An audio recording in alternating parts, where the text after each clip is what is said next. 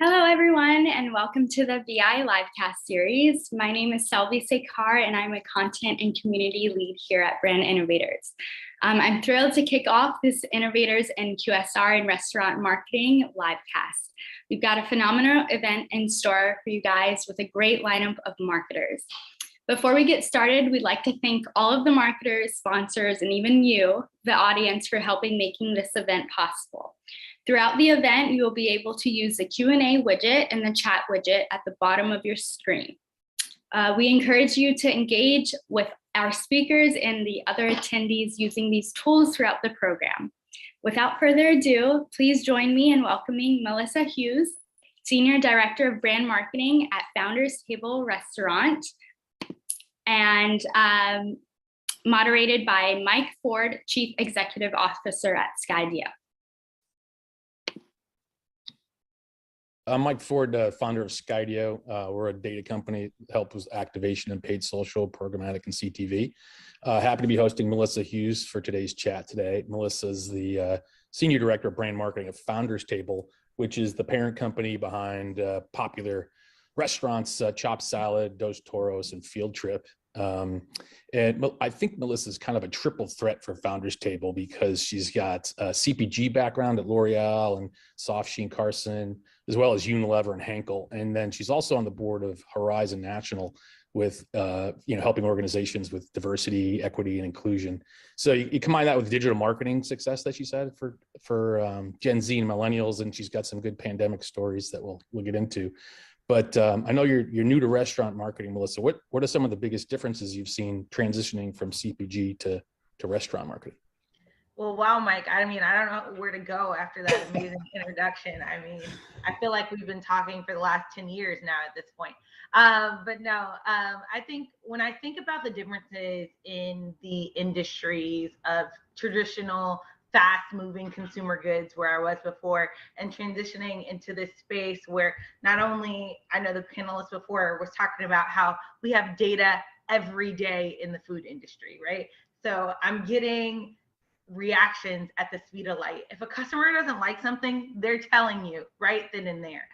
It's not necessarily the speed in which you thought you were moving at in the traditional CPG industry. I think I'm moving at a speed that has astronomically tripled. I have a new launch probably every other month.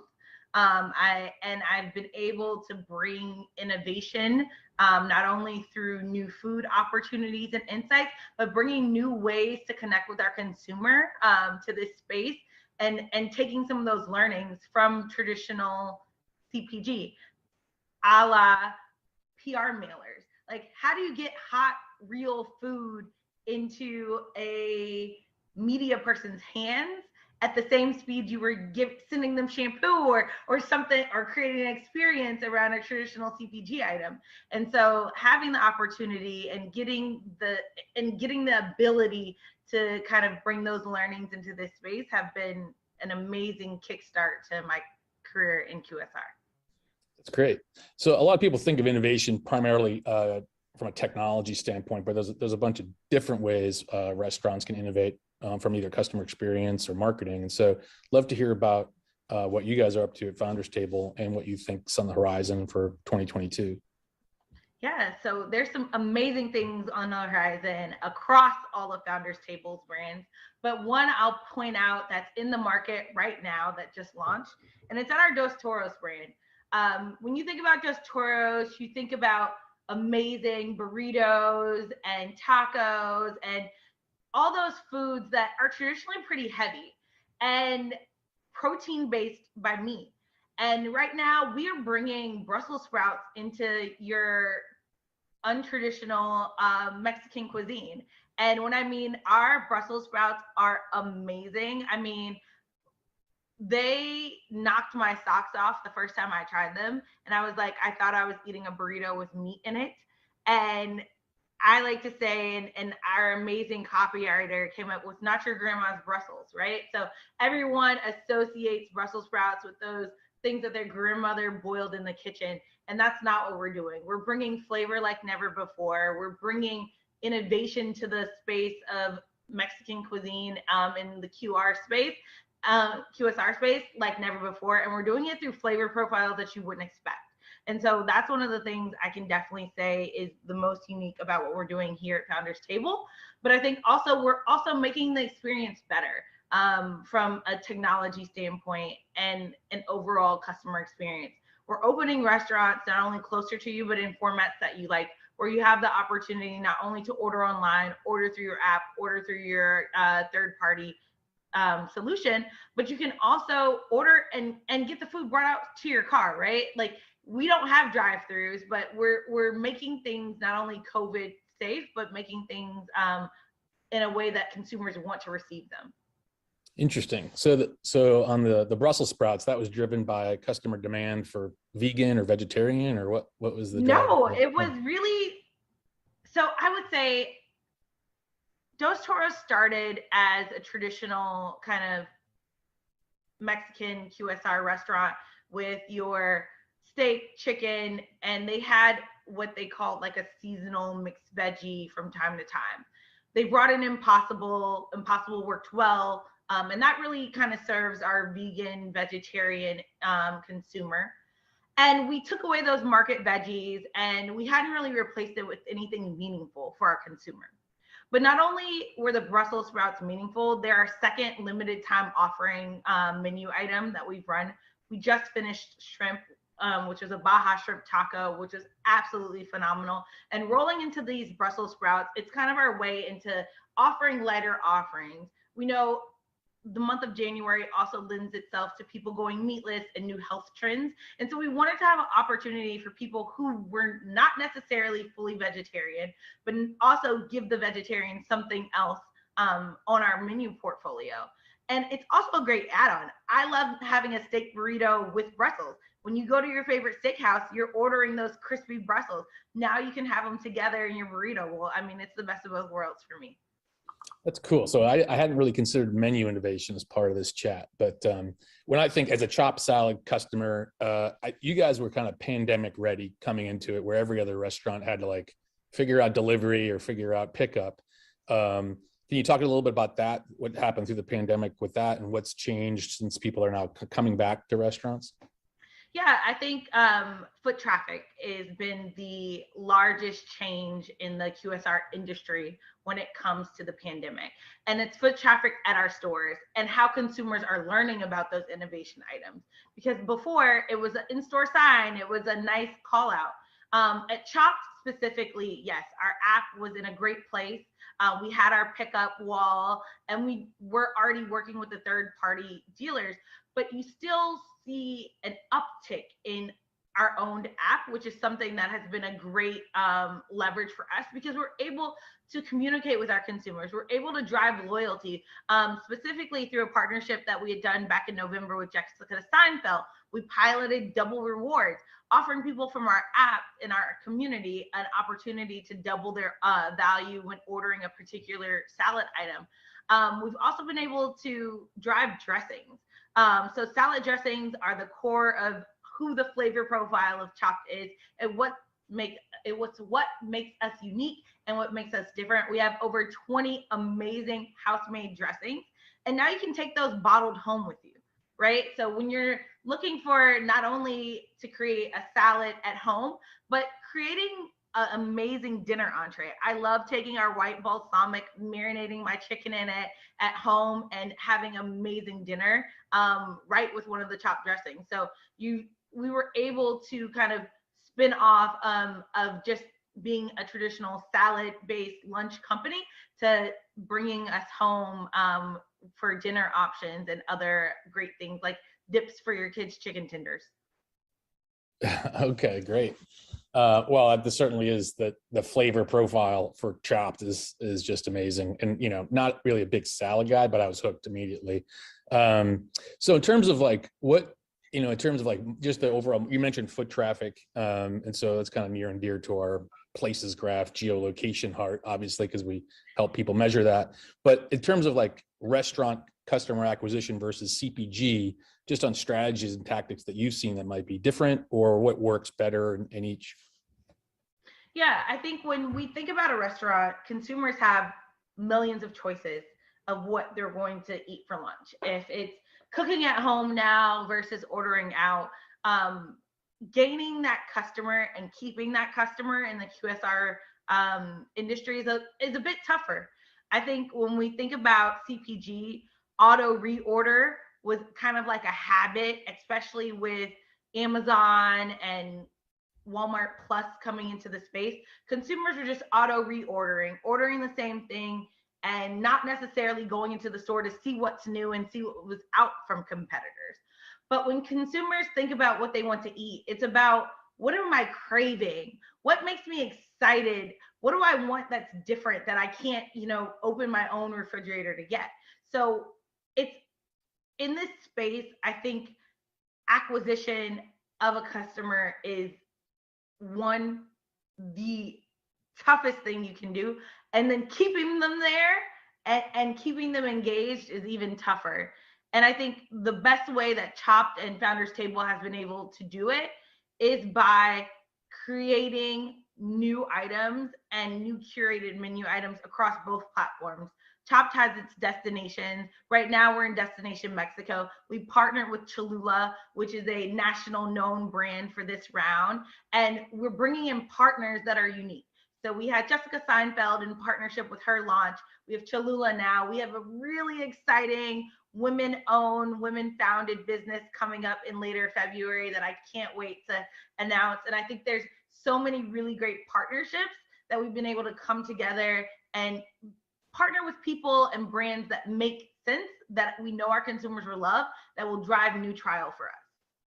Oh, you're teasing us now. What's coming up? You got to spill the goods here. Can't spill the goods just yet, but I mean, I will tell you, the flavors are fiery, they're unique, they're bold, and they're true to who the Chopped spirit is. Okay. Well, I mean, so in terms of like, and Keith had mentioned this from Duncan on like customer loyalty programs and things like that. What are you guys focusing on to kind of increase? You said kind of double points, but is there other programs that you guys have that you find innovative in? Yeah, so I mean, for me, I think there's some other companies that are doing some great things in the space and super unique. One of those being Domino's. I think their most recent campaign with actually sending gift cards from other businesses out to their customers with orders to help kind of save local businesses is like mind-blowingly unique, really a business supporting others. At Chopped, not only are we doing loyalty through our owned app, through Level Up. Level Up is a platform that many restaurants use for rewards. You spend $100, you get 10 across our platform. And so it's been a great way to dive in and allow customers, especially our most loyal customers, ability to earn rewards.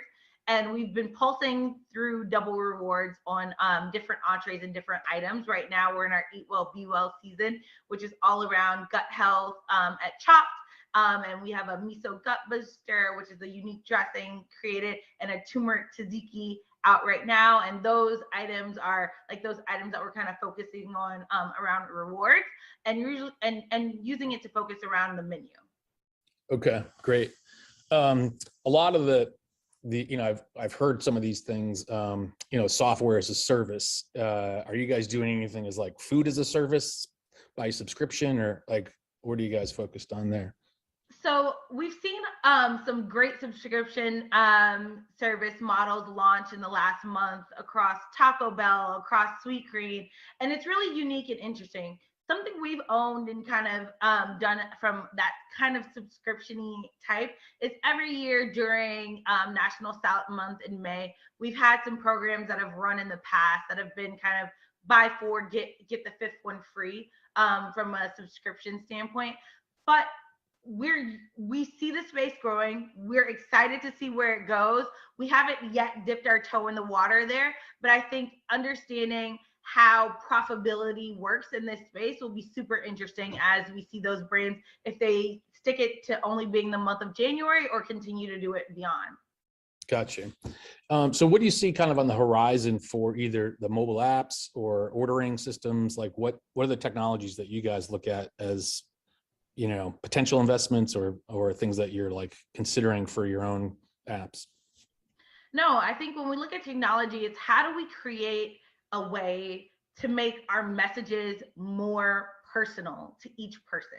How do we ensure that the consumer journey is not one size fits all, regionally or by store?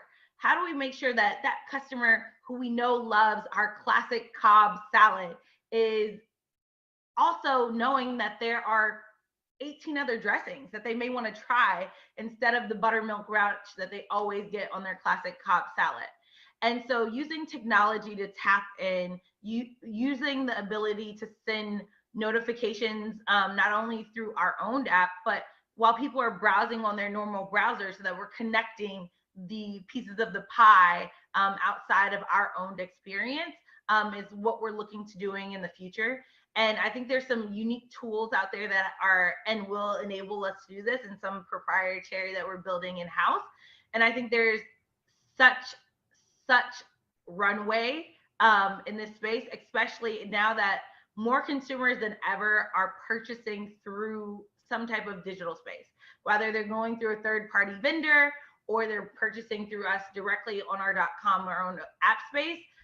Since COVID, we've seen such a rise in that space and having consumers use that as a vehicle. And we don't really see that going anywhere. At this time, we do want to see a pickup and uptick in in-store activity, but we have definitely seen apps remain steady. Mm-hmm. Mm-hmm. So we had talked before about some of your TikTok experience. It seems to be on a lot of people's, especially brands, lists, like how do we crack the code on TikTok, because it's so different than anything else that we've really seen in the past. So I'd love to hear the success you've had there in the past, and like what your plans are to recapture that magic for Founders Table, I guess. Yeah, I think there is no secret sauce to the platform of TikTok. I think it's a bit of luck, prayer, and hope. But I think also with some strategic ways in, you can definitely make that platform work for you. I've talked about this in the past on livecast, but definitely when I was at L'Oreal, leading the Soft Jean Carson brand, one of my near and dear children to my heart at that time in my portfolio was Magic Cream Shave, right? And it's really the magic of magic that happened on Twitter. TikTok, not Twitter, on TikTok, where we were able to literally sell out of our shave cream for over 6 months, just off of consumers who weren't our traditional core target purchasing the product. And that was really from influencers taking the lead, owning it, and running off. Our consumer was a male African-American core base, and we had women who decided to use it to shave other body parts because it was their favorite wax studios were closed. And getting those women bought in for a product that was $2, and not only did it work, but it worked great. And they sold it for us. They told the story. So repeating that with Founders Table will really be about how do we get more dressings in recipe account hands, and how do we get those recipe accounts excited to create things with our dressings, or is it with our hot sauces from Dos Toros, or is it with the grains from Field Trip? I think there's so many opportunities to get it out there and find a way to make it click. I think Chipotle has been the best across the board with this, with their influencer academy that they've created, and really given the influencers ownership and leeway to create however they please and post content on whatever platform. And I think it's been a great way for them to continue to gain awareness without them physically ever posting about their food. Oh, interesting. So instead of being kind of brand promotion, post promotion, you're advising featuring the customer, featuring influencers using the product instead? Is that what the strategy? I think for me, coming from my CPG background, understanding what lift it takes for a brand to truly own a TikTok page, it's not worth the investment. It's not worth the time. It's not worth the content creation that you need. You don't have the rights to the music that's trendy. You don't have the rights to really activate in a relevant, timely way. And using those influencers to do that for you is absolutely priceless. Great. That makes sense. And it seems that you can pull along your marketing efforts rather than try and push it and be part of the conversation. I think from what I've seen, like the interesting commenting around certain things as a brand. Yesterday there were some good ones that came out, and the brands are going to elude me now, but I think it was Wendy's and some others that were had a pretty good Twitter roast going on. So I think those things that Wendy's loves a good Twitter roast. I mean, they are the best at it in the game, I'd say. Yeah, I think the one they did was Hot Wheels. It was like roast us, and they said your target audience already has skid marks. So pretty good stuff. So as you move forward on different technologies, is it voice? Is it AR? Is it metaverse stuff? Things that we may or may not ever see come true, given the past. But is there anything like that you guys see that might take hold in restaurants? I think going back to Chipotle again, I think what you've seen them kind of do in the gaming space and what you see them playing around with in that metaverse area, they are the leaders, I think, in kind of building technology into the brand. I think for us at Founders Table, we're such a young company, such in a growth space, and really excited to see what's next. But it's really about the core of keeping the food human, right? So wanting to make sure that we still have that human touch, that human feel, never going to the space that's all the way removed from our consumer. I think we have a few stores of the future, I'll call it, where you no longer can walk in and get your salad made right in front of you, where you have the opportunity down on Barrack Street in New York City to be a fully digital store, where there are kiosks in the store for you to order if you want to order there, or you come and you have your pickup shelf that is kind of right there for you to grab your salad and go. Limited seating area. So I think there's some stores of the future. I don't yet see us getting into that metaverse AR technology space. Yeah, I mean, there's a way to go before it's commercially ready to get your food that way. I think you can get virtual food perhaps. So in terms of like, how does a restaurant get on Founders Table radar? Is it just a financing angle or distribution? No, What is the? I will say what Founders Table is and what Founders Table hopes to be is a conglomerate of really unique, passionate founders that are coming together to not only grow their own businesses, but strive to grow other restaurants and other restaurant concepts. So by continuing to being a unique concept in the QSR space, even in the full service space, I think we are always out looking, trying, eating at new places to see what's out there. We are very fortunate to have brought on Field Trip and work with the amazing Chef JJ last year with the Dos Toros acquisition back in 2019. So I think there's amazing things on the horizon for us, and we can't wait to continue to announce more. We have some brand new board members on the radar that have just joined us, of Robbie Robinson, who is one of the financial advisors to Barack Obama. So I think there's some amazing things coming up, and we can't wait to see and explore and share them with you all. Well, that's cool. So I guess in terms of like onboarding or just customer acquisition as a whole, I know your background in omni-channel digital was kind of a core feature of your career. How is that applying to Chopped or Dos Toros today? And like what channels work best for you? Like what's your bread and butter, and how would you advise other people to kind of cash in on those opportunities?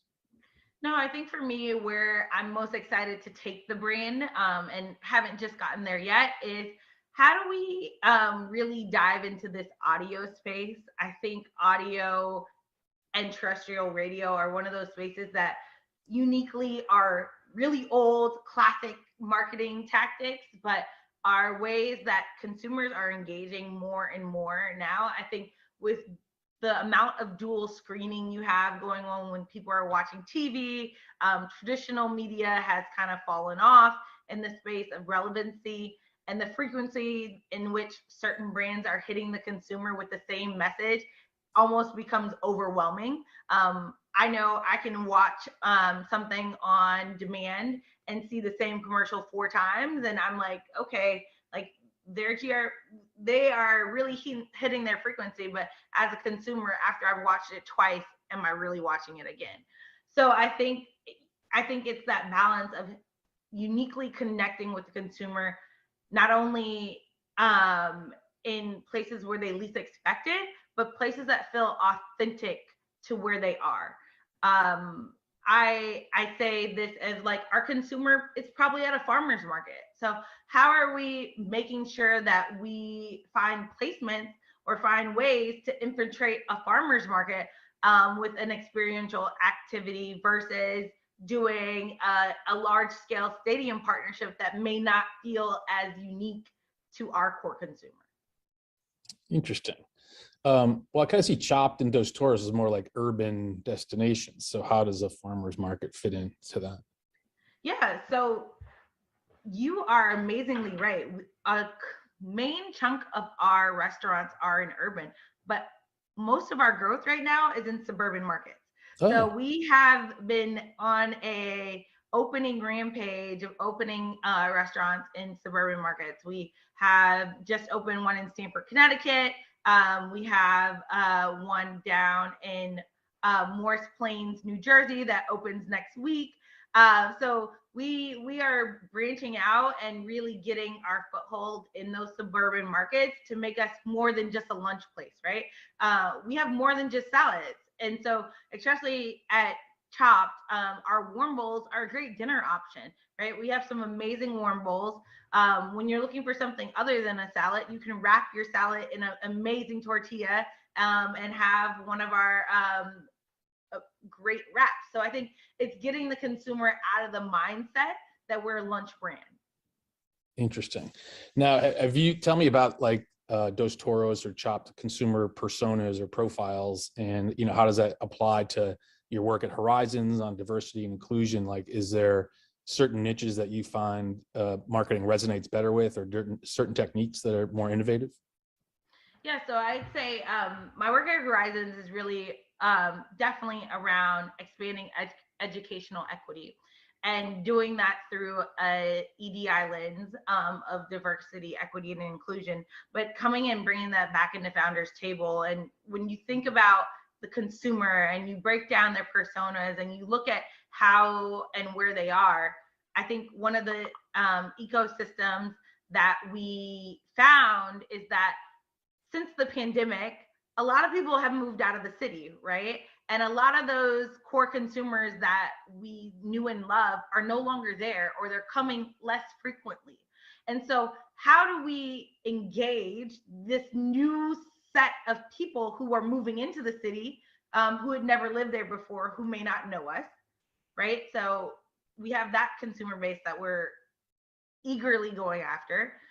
And then how do we expand into these suburban markets where they already know and love us? Like we like Long Island, like Rye, Greenwich, Dobbs Ferry. Like we are out in the suburbs to serve that consumer. And our suburban consumer has kids, right? So making sure our menu has kids options available in those markets that you may not see in your traditional urban market. Make sure there's sides like macaroni and cheese and soup and chicken tenders in the South. And so making sure our menus are also regional that fit those markets as well. All right, cool. Looks like we got about 10 minutes left or so. So if there's questions, we can, submit those. I think that makes total sense. Like no one's going to the office yet at scale. And so all those people that are now on those, Metro North and Long Island Railroad stops. So if that's where you're basically just relocating the stores there. That's super smart. Was that based on just the train lines, or did you use data for that? Like, how do you guys? So We have an amazing real estate team. We have an amazing internal development team, and they go out, they scout, they use our loyalty data, they connect lots of dots and are always fighting to find us the best real estate all across the East Coast. So we are extremely excited. We just opened our second restaurant in Alabama this week. And so I think there is some amazing opportunities to continue to grow, and they find them, seek them out, and I get the fun job of helping to make sure the in-store design looks amazing. That's great. I mean, I think the experience of, you know, just coming to the store, either picking up your food or just the ordering process, I think that's an area that this just kind of the speed of it is just way better for consumers. So like, what are some of the things that you use there to kind of measure those experiences or improve on them? Yeah, so through our app system, we can basically calculate the time from a consumer submitting the order all the way through the time it's delivered to you through DoorDash or third party. So we're really able to understand not only order accuracy, the time in which it took to make your order. And I think it's really helped us optimize how we do what we do. In the early days of Chop, you will remember the Mussolina coming out to chop your salad right in front of you. And you won't see that in stores today, because we noticed that was what was really dragging down our line time and getting people through in an efficient manner. But you'll still find your ingredients chopped at the perfect size and your dressing fully coating your salad, and getting that amazing, consistent eating experience every time you go in, rather than how well the person chopped your salad that day in that store. Okay. So it's not like the Japanese steakhouse with the flaming onion anymore. Is that what you're saying? No, Okay. No more. So in terms of, you know, so I love digging down on kind of the, you know, the omni-channel strategies. So is where do you see in TV and audio, podcasts, or, you know, more of the kind of digitally enabled stuff that's happening today? Where, you know, are you driving stuff like that to your brands? I think we are hoping to get there soon. I think Chopped is a brand, specifically in Dos Toros, that have really leaned into grassroots efforts to grow as they've gotten to today. And as we move into the future, I think we will see them truly take off into some of those more traditional media spaces. But they have been amazing with grassroots and word of mouth. And that's how they've been able to grow thus far. Okay. So is that more like proximity-based targeting for, you know, the offices around or people around? Is that proximity-based targeting, email targeting, traditional search, very, very local efforts based on our geographics. Oh, great. Okay. That makes sense. I mean, it works. Okay. Well, we got about 5 minutes left. In terms of kind of forward-looking technologies, some of the things that I've seen, Apprente was a company, is like a voice AI company that McDonald's purchased for their drive-thrus. There's a new one by those same founders, 10X, that's out there, that they're doing the same kind of AI and voice activation for apps or for ordering, things like that they're bringing through. You know, we talked a little bit about the metaverse, but is there anything on the kind of the lab side of things that's cutting edge that would be important for either tech founders or restaurant marketers to kind of keep an eye on? I think there is so much in AI that marketers should keep their eye on. I think as more and more stringencies come down on what consumers are sharing with you, you have to understand how you're listening to them in your stores. And so if there's an opportunity and how to engage with them differently. And so I think there will be in-store and out-of-store opportunities to find ways to incorporate AI both through voice and through other platforms like the metaverse, like gaming, that you'll be able to engage in a way that we could have never imagined in the past. Mm-hmm. What challenges have you guys had on basically the staffing side, like so many people have had in terms of keeping restaurants at capacity? Has that been a challenge for you as well, or? I think in the restaurant industry across the board, and all industries that truly depend on entry-level employees, have truly seen a really rough recovery to being fully staffed 100% of the time. Thankfully, throughout this pandemic, we haven't had to fully shut down any stores recently during the recent uptick due to staffing shortages. So we're really, really fortunate to have a strong crew that is supporting us and supporting our restaurants operating every day. We depend on them, and they are truly the heart and soul and the face to our consumer every single day. And so have you had to change your recruiting marketing efforts to find people, or new strategies there?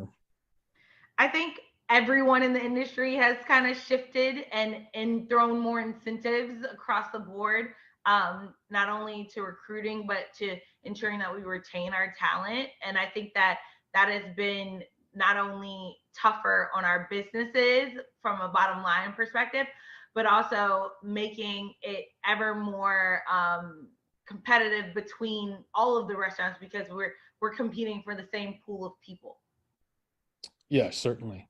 Well, I think the Brand Innovators research team did a good job selecting me for this, because my first job, I was a dough master at Pizza Hut. So it was amazing. I was the first pizza influencer ever, is my claim to fame. So look, I imagine you didn't lose those skills, Mike.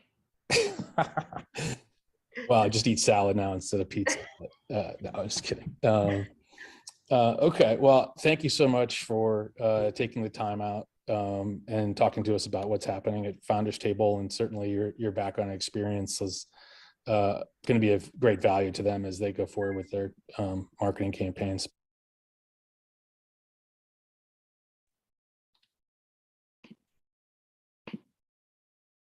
That was great. Thank you both so much. And everyone, help me welcome.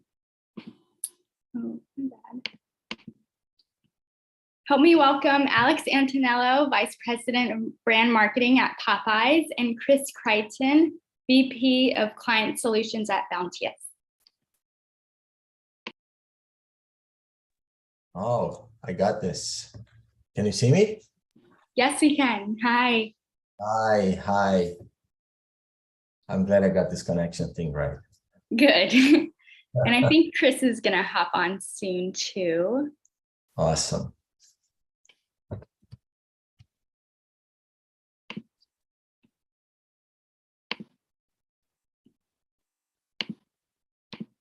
I'm here. Can you hear me? Yes, we can. Okay. Got it figured out too. Good. Okay. Hey, Chris. Hey, Alex. I like that share. Look at that thing. It's my second one. I gave in to the gamers. I don't like the design, but those are the only ones that can, hold you for the entire day. Oh, great. Well, I think we're ready to begin. Is that right? Yeah, I think so. All right. Well, I guess I'll kick 1 minute ahead of time. I guess we're fine. All right. Let's see. Well, I guess I'll kick things off and just begin by introducing myself, and then Alex, I'll kick it off to you. My name is Chris Creighton. I'm VP of Business Development for Bounteous. As a digital customer engagement agency, we've spent probably the last 10 years helping brands like Wingstop, Domino's, Panda Express, Shake Shack, and many more to digitally transform their businesses through the launch and I'd say ongoing optimization and enhancement of custom order ahead and loyalty apps, websites, and growth marketing programs. And so it's my really great pleasure to introduce you to Alex Antonello, VP of Brand Marketing at Popeyes. Thank you. Thank you, Chris. And it looks like I'm getting some messages. It looks like we're having some Zoom issues. So I'm not sure that everybody can see me. And it looks like the Zoom issue they say is going to require me to reboot Zoom. So I'm just going to stick with audio.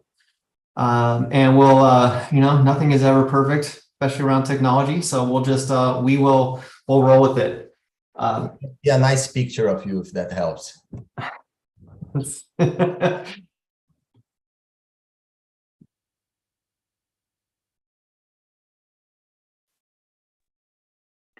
Okay, now can you see me?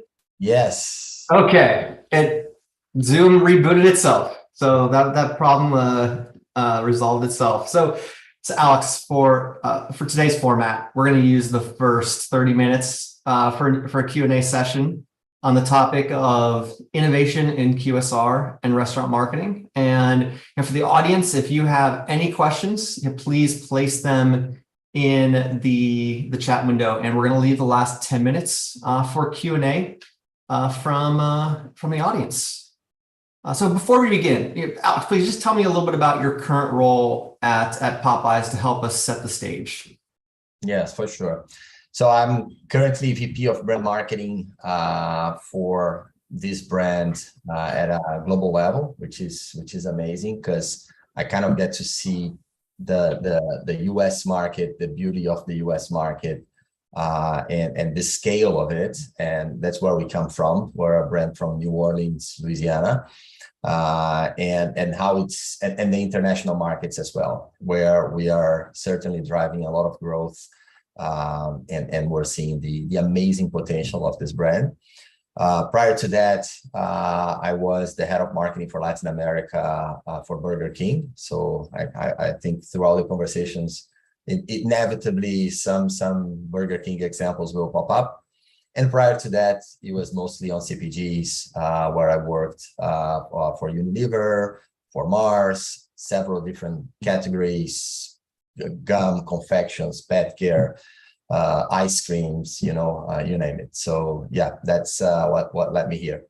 Yeah, I'm curious. You have a really interesting background. What prompted the move from CPG to the focus on restaurants?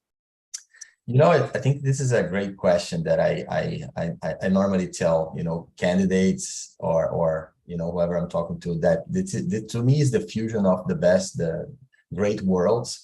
The world of CPG brings you it's a great school of thought, for innovation, consumer understanding, branding, and all of that, and many disciplines like that. And you come to QSR, and it was the first time I was getting calls of people asking me what happened to the sales yesterday, right? Why sales were down yesterday. So there's this huge pressure of retail, which I love. This excellence in data management. We have the first party data. This need for excellence in hospitality, because it's all about operations and getting it right from a guest experience. So I had this interest in mind, but of course things never happen in such a linear way. There is always a big factor of luck.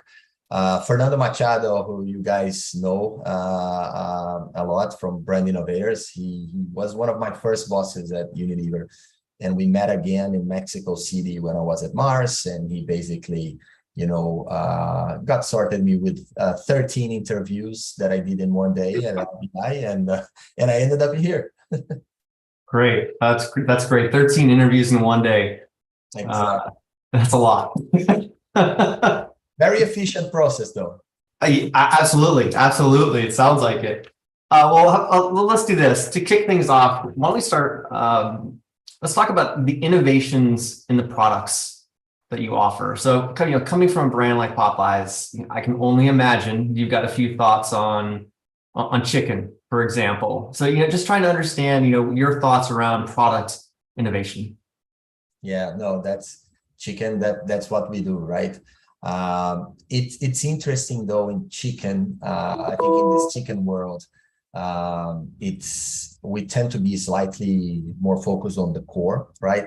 the essence and the core of our business, it doesn't change that much, right? We need to get it right with boning chicken, with tenders, and most recently nuggets, the chicken sandwich, and I think innovations, they do happen, of course. It's just with a slight, I would say, different pace, and a stronger focus on the core, which is something important to us. It's, of course, we do LTOs and we do all of that, but more and more we realize it's about the brand, it's about the core. The LTOs play a role, but it's more about how can we think about LTOs as something that will then become core, right? And then you think of how do you build your range, rotate the tail, and build something for the brand, because a super heavy focus on LTO can be very destructive for the business. So again, important to understand what are the deeply consumer rooted innovations that can become something sustainable for the long term. Yeah, that makes a lot of sense. Just speaking of, I think you said consumer rooted innovations, when you're looking at product innovation, do you incorporate things like customer feedback into it? And if so, how do you collect and manage that feedback? Yeah, there's multiple sources today, right? I mean, we can get information from so many sources. So we look into Google reviews. We have a score which it's called ACR, that looks into several sources and comes with an index that gives us the customer satisfaction. But when talking about innovation, we're basically doing traditional processes of in-depth interviews. Sometimes it comes from more like a kitchen approach, like chef oriented. We have very great chefs in the business, and sometimes they're the one driving innovation. Sometimes it comes from looking into a macro trend. But I would say the end-to-end process, regardless of where it comes from, because it can come from multiple sources, as we said. I think we're starting to get much better in putting discipline in the process of validation, and there are some great tools out there that we're leveraging these days, to look into from qual, quant, market tests. That's the other thing. Coming back to your first question, that the beauty of this QSR world is this capacity that we have to do things ultra fast in a very controlled environment in real life, in a market test, and then learn from there and get better at it. So that's a little bit of how we take from a high level perspective. Yeah, no, thanks for that. I think when you think about product, I think a lot, you turn on the news and you hear a lot about plant-based ingredients. I'm curious your thoughts on that trend and how that relates to Popeyes. Yeah, no, I love the topic of plant-based. It was huge for us on BK. We were certainly one of the first ones, if not the first one, to hop on that with the Impossible Whopper. And it is important. BK is a brand that wants to stay ahead, right? We want to stay ahead of the trends. Where, for example, BK is the first brand that is now coming to full clean ingredients in many markets. So we like that pace, right? And we get better from that. But talking specifically about plant-based is interesting how that boom is kind of over, right? So it was all over the place, and as any trend, it gets kind of an overshooting in the beginning, and everyone thinks it's going to shift completely. We got to do something. I would say it's more like a slow burn right now. It's still going up, and it's still important, and it's growing important. It's just not going to change overnight, as most of the trends, right? And chicken and plant-based, they have an interesting relationship, because to people, when you think on the continuum of plant-based, on flexitarians and all of that, it's easier for people to associate chicken with plant-based and be more prone to have it, rather than meat. Meat seems to be in a further part of the spectrum when it comes to plant-based acceptance. So that is certainly something to be explored, right? And there are multiple ways to enter on plant-based. You can go bean, you can go, something which is more soy, pea, and there are several manufacturers today that are doing plant-based in different ways. And I think it's really crucial to get the taste right? Number one in here, we need to get the indulgence, the pleasure of what this category brings the most, which is indulgence, is taste. It's very hard to that. If it comes with a big trade-off, it's not really a formula for success. Yeah, the craveability factor. Exactly. Yeah. Over the last 2 years, we've seen, I guess, with the launch of Panera's Sip Club and Taco Bell's Taco Lovers Pass subscription offering. As I look at the brands that we work with, a number of them that I've spoken with, they're considering it, or one or two are in development of a new subscription offering. I'm really just curious, who do you think is doing it best, and what are your thoughts on subscription for Popeyes?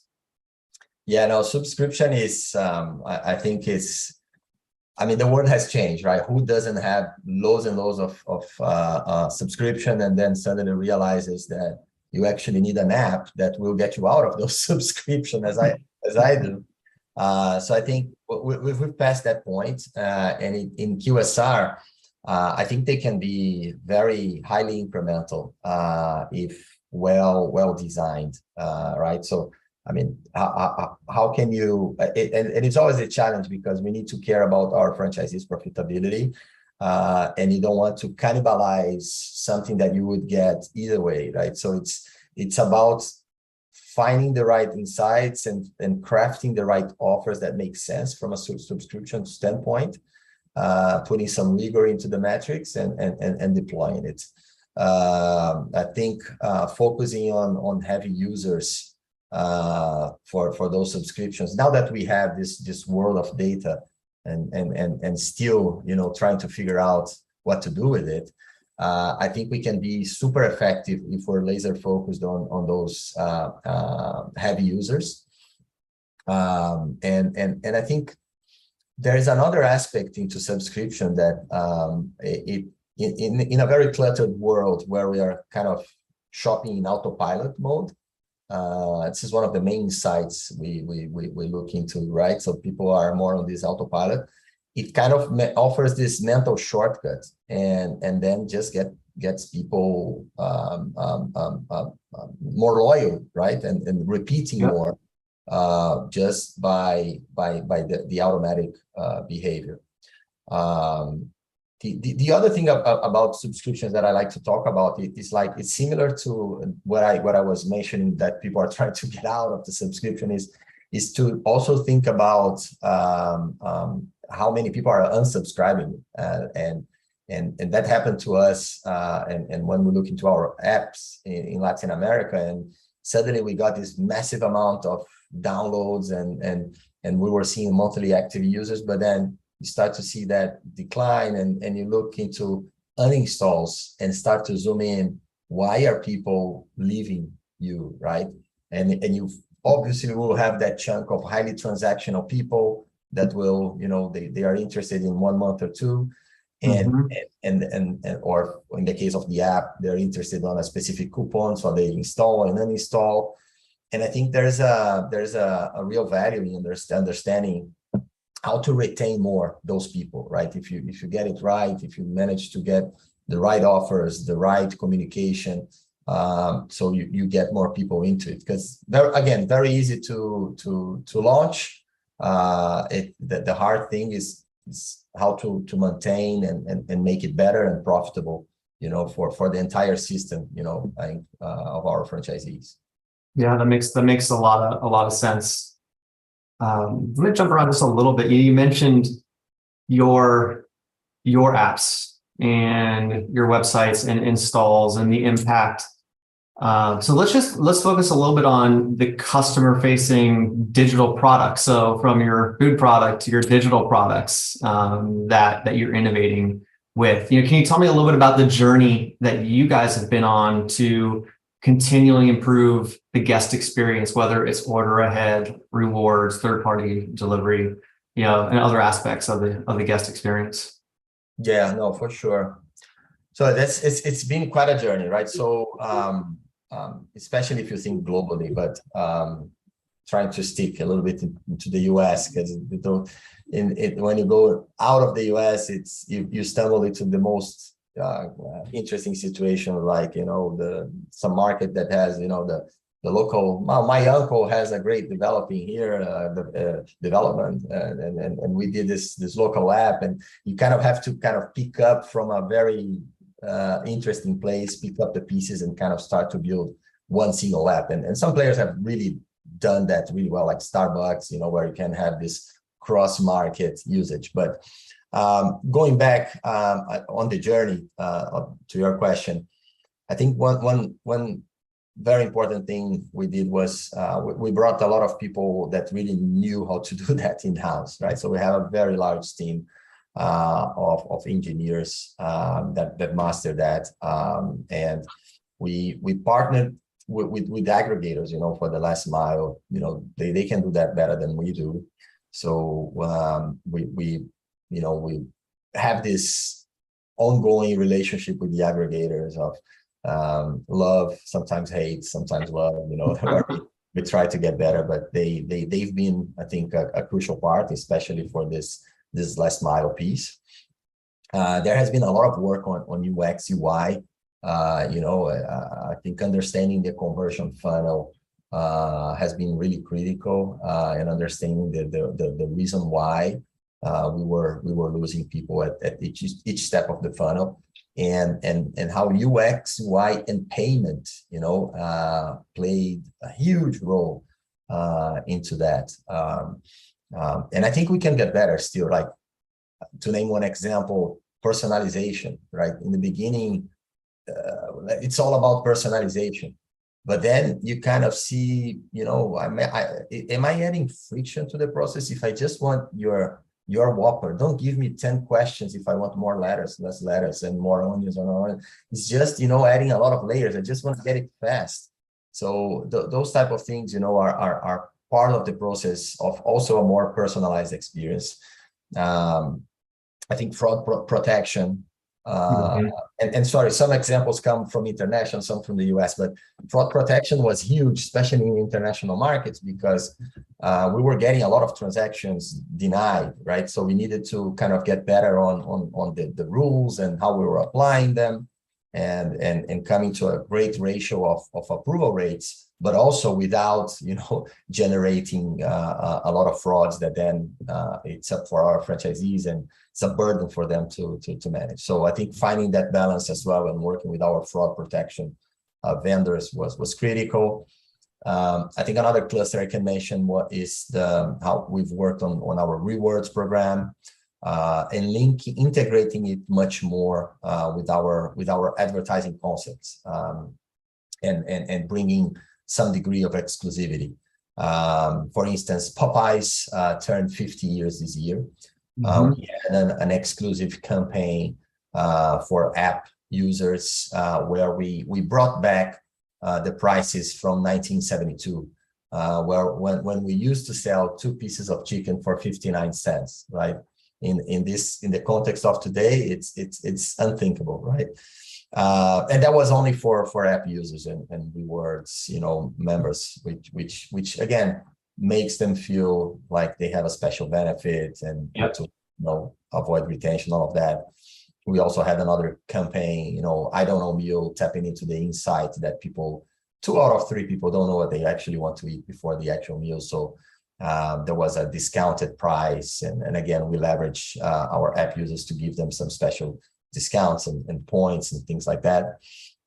And the last piece, which we sort of touched on, is this journey with aggregators. There's a big challenge in profitability. We're constantly working to improve our offers, minimize waste, improve order accuracy. And the pressure of aggregators, they made us better, of course. I mean, as now this came in pressure and profitability, I'm sure that all the crew needs to put twice as much effort to get the order right, to avoid, getting a chargeback in the end that becomes very detrimental to the business. But we need definitely collaboration from our aggregators, right? And they are on a journey too. The only thing I think we can say at this point, it's got to be a win-win game for the future. So have this I think this great relationship and benefit our guests ultimately. Yeah, one thing that really stuck with me, I think when you first started talking about the guest experience across, whether it's your order ahead, rewards, and that is that it's these are ongoing optimizations, enhancements of your experience. They aren't, I think they aren't projects where you finish it and you're done and you walk away. These are ongoing investments that you're making to continually enhance the experience, reduce friction in the funnel I would assume it's to not just create relevant differentiation, competitive differentiation, but as you pointed out at the end, it's got to have shareholder value, add shareholder value as well. It's got to be a win-win. Exactly, especially to our franchisees that are in the end, right? So it's got to generate value for franchisee, franchisor, aggregators, and of course for our guests. So it's an ever evolving industry, right? Where we're finding this balance. So some price that people are willing to pay an extra price. How much is the extra price they're willing to pay for this layer of convenience?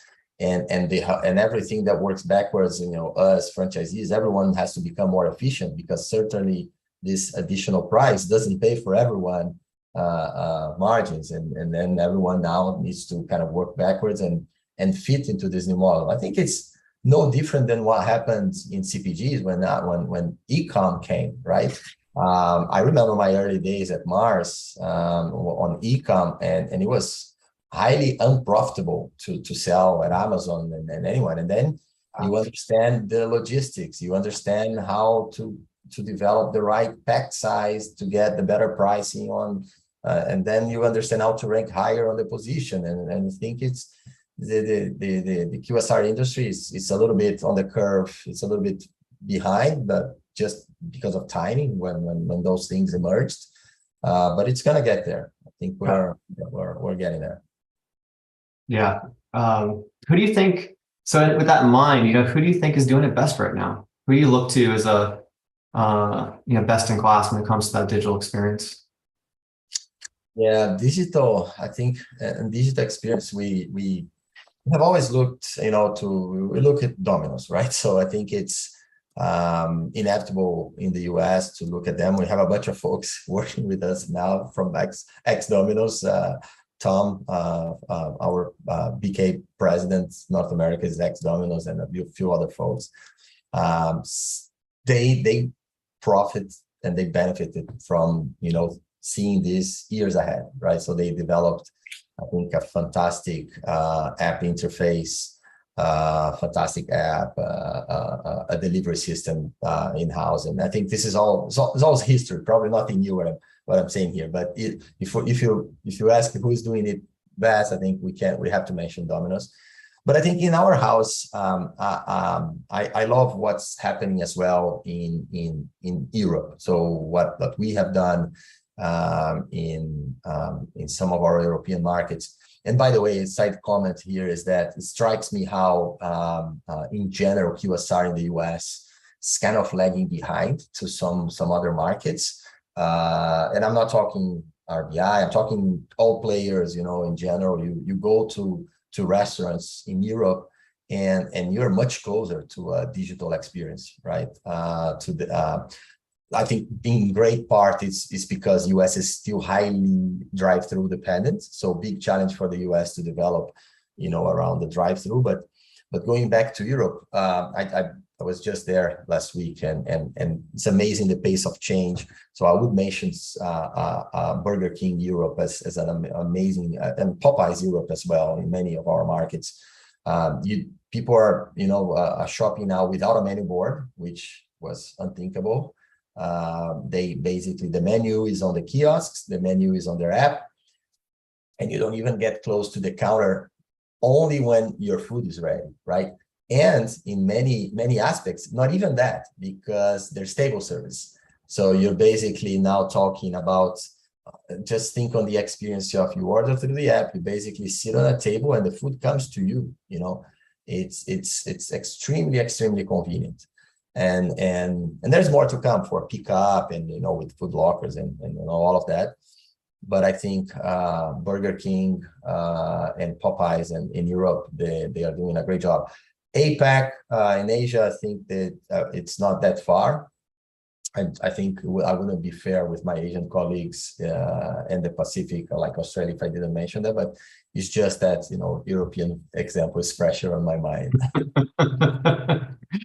You know what you're referring to, I'm assuming, is you know, also has an impact on the actual restaurant footprint and the experience when you are in restaurant. And there's obviously a lot of conversations happening right now in the U.S. around new restaurant footprints, you know, be it drive-through only, more compact design. You know, what innovations? Obviously, you talked a lot about Europe. Where do you see it happening next year in the U.S. as it relates to the footprint and restaurant design?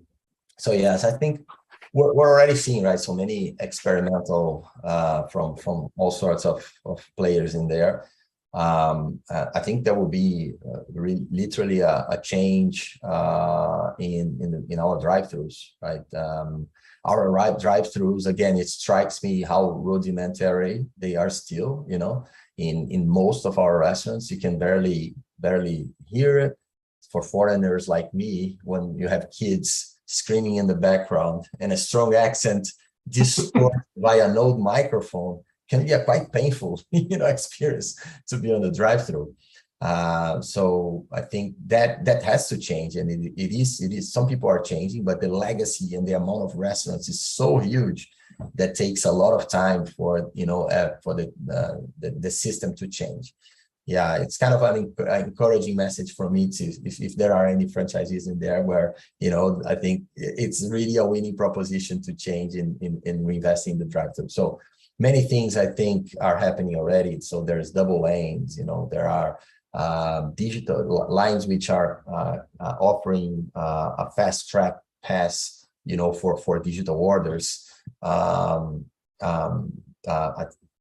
I think the curbside is somewhat of a question mark still for me. I think we can get better on than the curbside is just still very reliant on the operations of kind of getting out and kind of delivering you the food. So I'm not so sure I'm very confident of that model. And that should drive, you know, to potentially some reduction, you know, in terms of the area, potentially, right? Some formats where, I mean, and the other macro trend with inflation and need to have a great ROI to our franchisees. So there are also trends, I think, we're talking about next year, you know, smaller formats with a lower capex necessity, which can then offer a better return on the investment for the franchisees. And again, some of that European experience with self-order kiosks and table service and all of those things, they have a role to play, I think, in the US as well. I think dining in is not something that will of course disappear. There will still always be a role for that. Got it. Well, I know we're 2 minutes before the Q&A session. We have received a few questions coming in, so maybe I'll kick things off, because actually one of them was where I was heading, and I think it's a good one. And that's just around innovation. What do you think innovation looks like around loyalty, around rewards? You know, and you know, is your POV that an enterprise platform is required to build a successful loyalty program? Yeah. Okay. I think today loyalty, for the most part, is still very transactional, with discounts, you know, for the most part, right? And then it's a, by the way, on this campaign, get that and get 100 points of loyalty, which I have no idea how much is that, right? We just need to look around to see what loyalty looks like. I think there are other industries which are a bit more evolved. And I think it's about making the guests, feel special and feel that they have a special benefit, right? Either being, skipping the line, or a more convenient benefit, or a faster way to get my food, multi loyalty programs where I can actually have a broader array of options to redeem my points is another one. But it's about transcending, looking a little bit more into, airline companies. I think airline companies, they're doing, I like the reinvention that American Airlines did a lot for the loyalty programs. I think Hilton has done an amazing job as well with their perks and how you really get, you get the breakfast, or when you're a diamond, or you get a check-in line, a special line for you, and those sort of things, they will justify the real estate in my app, and justify me going, into their app instead of just going into an online travel and agency and just booking. Just to name, a few examples of, I think we just need to look aside to see where this is going to head to. Yeah, I mean, I think what you're getting at here is that loyalty is so much more than points, right? It's about experiential and ever evolving experiential loyalty, and that's really where you create true competitive differentiation. When you can have a rewards program that is unique to Popeyes or to Burger King, and I'll probably just add that.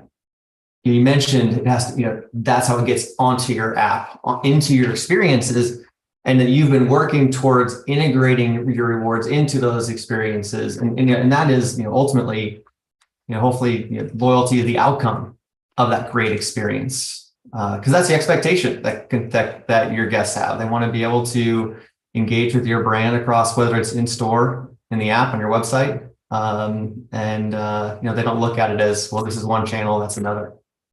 So I think when I look at, Starbucks is always mentioned, and that program has evolved significantly since its inception, and they just and you continue to see innovations and evolutions in their program, and I'd be hard pressed, any brand would be hard pressed to slap their logo on top of that program and claim it as their own. It's so unique to Starbucks. Yes, they have certainly been the pioneers of that, and we always look, of course, to Starbucks. We have done a fair amount of catching up, but I think they are all about what you said, the experiential marketing and making their loyal guests feel special, and they have access to several different types of perks, which is not just 50 cents off, or 50 loyal points. So. Absolutely. Yeah. As you think about, you mentioned in the beginning of our talk about personalization, and a question just came in. How do you see Popeyes in comparison to those related to personalization? And what are you working on to differentiate using personalization? Like, have you had to change your data strategy to be able to activate that data for personalization purposes? Yeah, it's a great question, and I think where the biggest question is, what do you do with all that data, right? So how do you?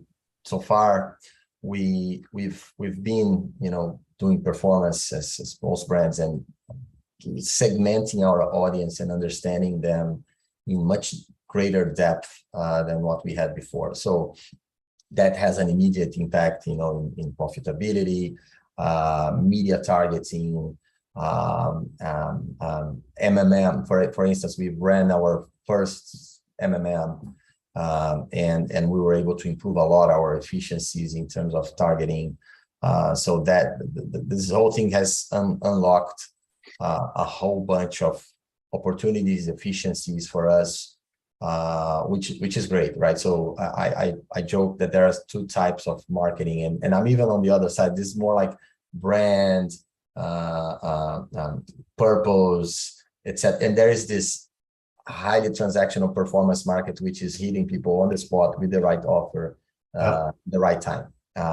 Those two words, they need to kind of meet at some point, but there is some kind of different disciplines. And when you're asking me where this needs to go, I think it's about unleashing the potential of the data, which still technology is already there. The technology advances far faster than our capacity to kind of organize and leverage, right? So, for instance, you could be arriving in our restaurants today and be welcomed by the name. I could know already who Chris is and what you have purchased in the last few months. Display a personalized advertising for you. I know you like chocolate shakes, and now I have chocolate shapes with, Oreo or whatever, which could be highly personalized to drive you to increase your check.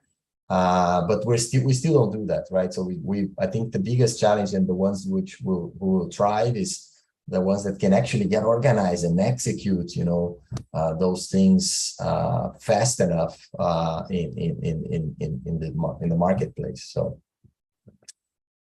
I think that every brand, not every brand, but a lot of the brands that I speak with are struggling with that same challenge. When you look back 2 years ago when the pandemic started, that created this product evolution, and brands invested in their digital products and their order ahead apps, websites, etc. And in doing so, they began amassing and collecting incredible amounts of data.